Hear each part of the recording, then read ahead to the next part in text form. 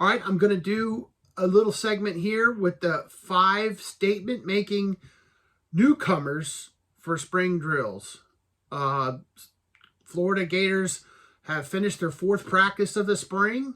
That's about a quarter of the way through, and I'm going to list 5 guys that were either not on the roster last year or played very little or none. And then I'm also going to add a +1, a guy that actually did play some, but not very much, and is having a good spring. But I'm going to go by position. I'm going to start with wide receiver, freshman Andy Jean. Jean did a Zoom call with the Gator Collective earlier, and you can't help but just tell how grown up this guy is. For a true freshman, he comes off as a late 20s type person, like a guy that's that old, communicating and that kind of thing. And I think that follows through to the practice field from everything we've heard. We all knew that he was fast coming in. I think just pure speed after he's running, I think he might be the fastest guy on the team, or he's certainly one of them. But he's got the moves, he's got ability to cut and do all the things that you want from a receiver. He's physically built. I mean, he's built like an older player, college player, I think. But he's fallen through on the practice field, and he's making plays. And so far this spring, he has shown that he's going to be a guy, I think, to deal with when the fall rolls around.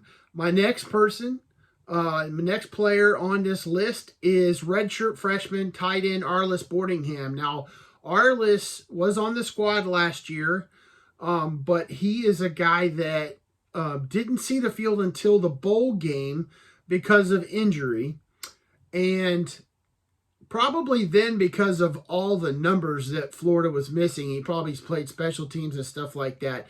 But Arlis has quickly grown into a person that's making plays in every practice. He's really smooth on the football field. He's added 10 to 11 pounds in the offseason, so he's bigger than he was a year ago. He's fast.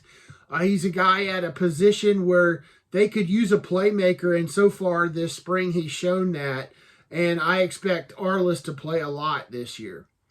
The next one on the list is junior guard Micah Mazuka. Mazuka transferred in from Baylor, had an all-conference type year last year for the Bears, and came in with an attitude. That's what you hear from players and coaches alike. He's a guy that shows up and he's got a chip on his shoulder every day, and he takes it out on the guys on the opposite side line of scrimmage. And that's what you want from your interior linemen, from all your offensive linemen, actually, is that aggressive playing, and Micah's one of those guys. The next guy is redshirt senior Teradja Mitchell. Might be the oldest guy on the team. I think he's in his 6th year of playing, transferred in from Ohio State in the offseason. Was a guy 2 years ago for the Buckeyes that played a lot of football and made some plays. Now he is a leader. He was calling plays and stuff for the Buckeyes 2 years ago. He's doing that now already as a new guy at middle linebacker for Florida at what they call a tactical position, and a guy that's doing what he needs to do head-wise. He also has, I know, at least 1 interception so far this spring, so he's making an impact, and I think you'll see a whole lot of Teradja Mitchell next year. The 5th guy on my list is true freshman cornerback Jakeem Jackson. True playmaker, lots of speed, physical ability, athletic ability, as much as anyone out there. Has made 2 huge plays so far this spring in team drills, and a guy that you're going to see making a whole lot more this spring and then into the fall. I think he's going to play a lot.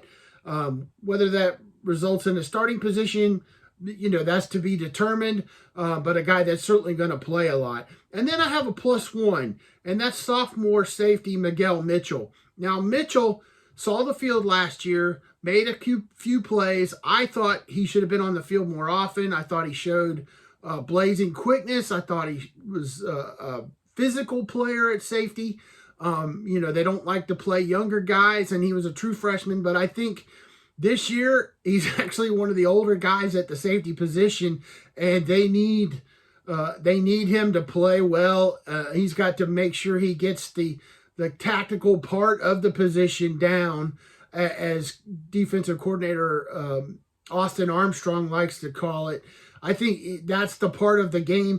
If he can get that down, he's going to play a whole lot of football for Florida this fall, and is a guy that's already making plays this spring. So there you go. You have my top 5 plus 1 so far of early guys, of new guys, that have shown up and to play football this spring for the Florida Gators.